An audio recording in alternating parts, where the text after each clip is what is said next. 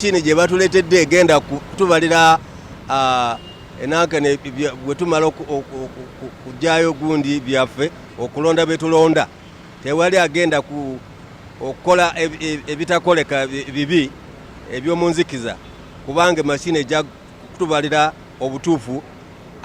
Anaawangula aba awangudde ddala bulungi mu butuufu. Tebwali badde bubi obuuma obwo lwakuba obuzibu obuliwo babuleese obudde bugenze.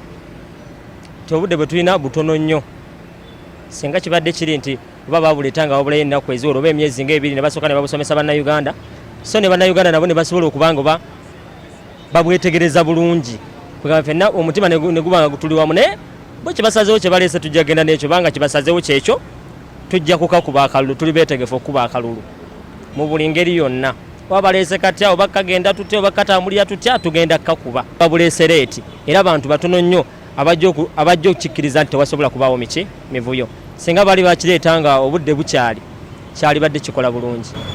I think it's a very, very good thing that they have thought of because I'm quite sure it isn't the election process of getting that document that I wanted, but I think this is done a bit late.